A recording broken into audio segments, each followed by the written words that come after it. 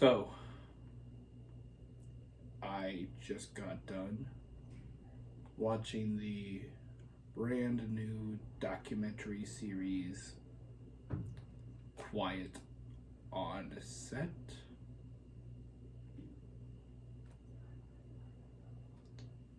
I know that this show isn't related to animation,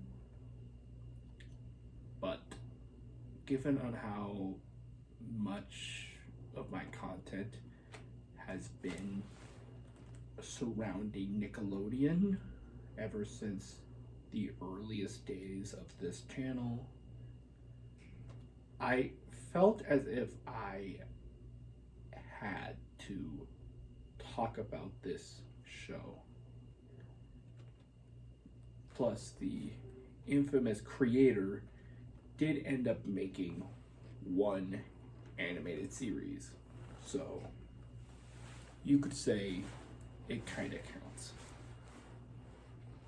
So, Quiet on Set is a documentary series from Discovery that chronicles Nickelodeon throughout the 90s and 2000s, going all the way up to 2018, and it is about the many shows created by Dan Schneider and the countless accusations and problems and drama that happen behind the scenes, whether that be sexism, making actors and crew members generally uncomfortable, creepy behavior from the creator with some of the female child stars, and having actual pedophiles be on set.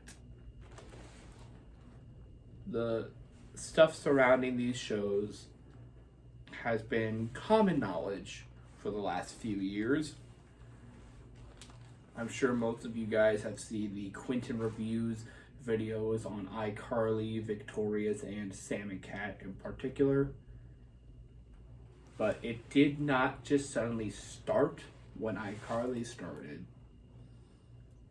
This documentary showed that from the moment Dan Schneider created his first television series for Nickelodeon, that being The Amanda Show, he instantly became just a despicable human being. Which is odd, because the documentary shows that it wasn't always like that. When he started off as an executive producer and writer on All That and Kenan and Kel, he was a fun, loving, carefree guy who made sure that everyone was in the best situation. But once he managed to grab Amanda Bynes and put her into her own show that he created, suddenly he had all the power and wanted everyone to be aware of it. The documentary has interviews by a bunch of All That cast members, a bunch of writers from All That and The Amanda Show, and they all just tell their story about what Dan Schneider did to them while working on his shows. And it is devastating to watch. Now, All That was before my time, but I did manage to catch some re-uploads of some full episodes on YouTube, and I liked what I saw. And The Amanda Show, I just straight up haven't seen. But although I did catch quite a few reruns of Kenan and Kel, and obviously I liked Good Burger. Who didn't like Good Burger? That's what I'm trying to say. So hearing that all the stuff that the young cast members had to go through, it is horrifying. One of the cast members recites on how he played a superhero character named Noseboy, who has a really big nose. But there are also big foam noses on his shoulders and they look like penises. Like, full blown, looks like a set of cock and balls. And everybody noticed it. Dan didn't care, he thought it was funny.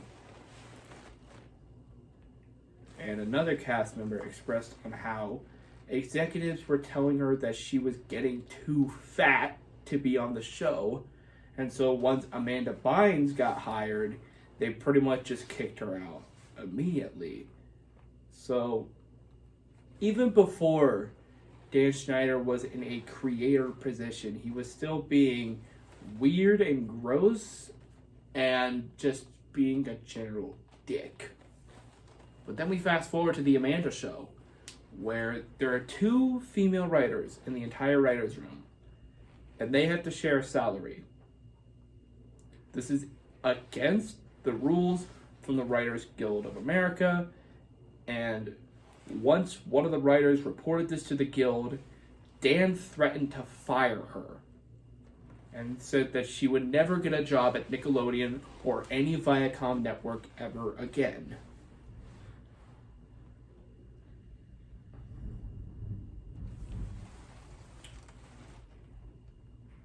One of those writers would leave during the first season of The Amanda Show.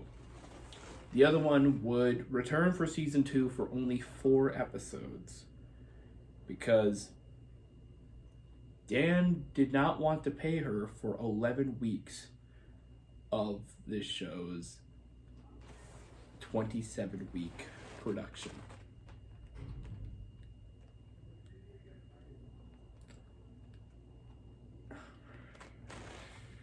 And then you get into Dan's relationship with Amanda Bynes.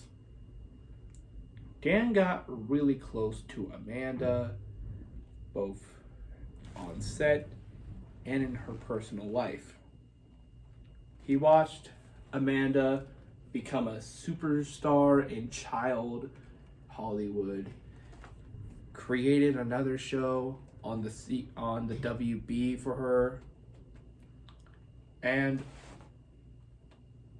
helped her get separated from her parents when she was 16 years old.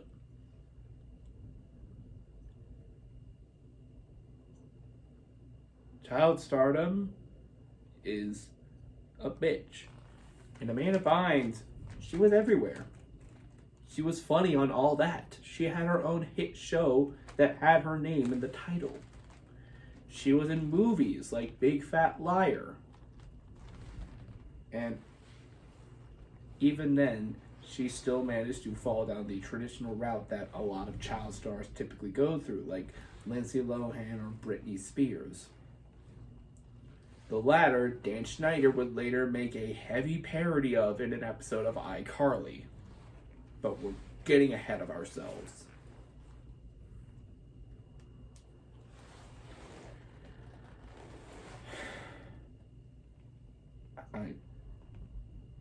One of the most disturbing elements of this documentary are the countless pedophiles that were working on Nickelodeon shows, and in particular, 2 that were working on the Amanda Show. One of which was a production assistant whose job was basically to just take the kids and put them where they need to go, oftentimes without their parents in the room. This PA got really close to one of the younger girls who was like a background character in a couple sketches. They exchanged emails and phone numbers so that he could like get her jobs in the industry.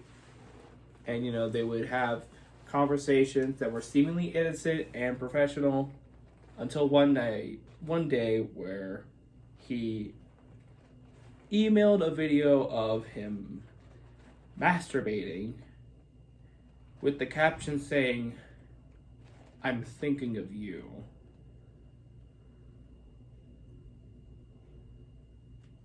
I believe this young girl was somewhere between the ages of 9 and 12.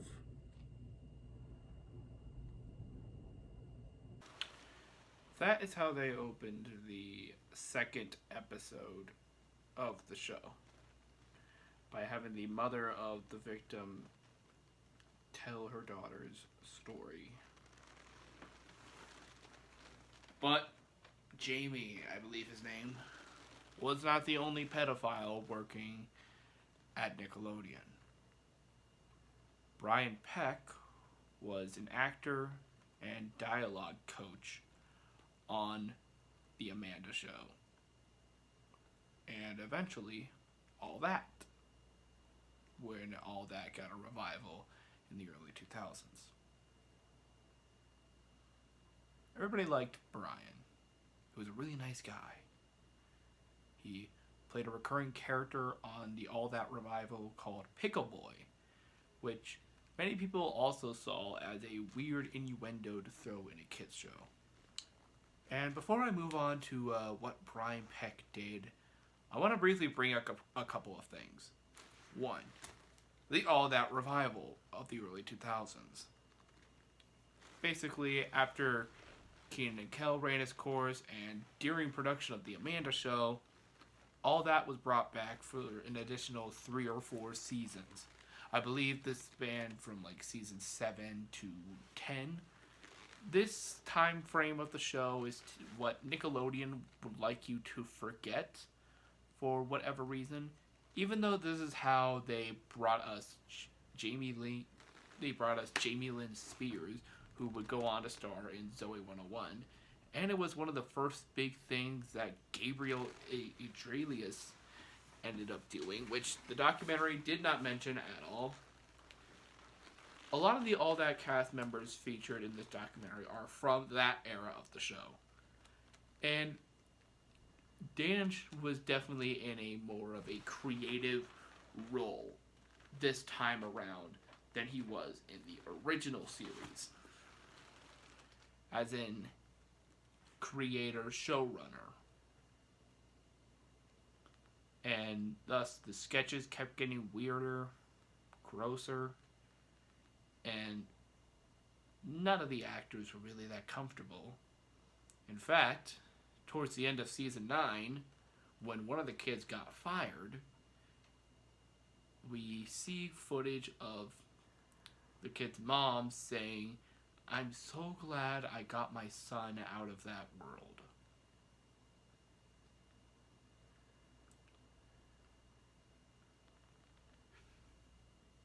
The second thing that I would like to bring up is innuendos in kids' media. Now, a large part of the documentary is talking about all the weird innuendos that have been constantly present within Dan's shows, all the way from the beginning. And my stance on that is that I personally don't see anything inherently wrong about having innuendos in children's shows. Like, they're supposed to be, cute little nods for the adults who are watching, because, let's be honest, it's not just kids who are watching kids shows. But I think where Dan Schneider crossed the line is that actual kids were saying and performing these innuendos. Like, it is extremely rare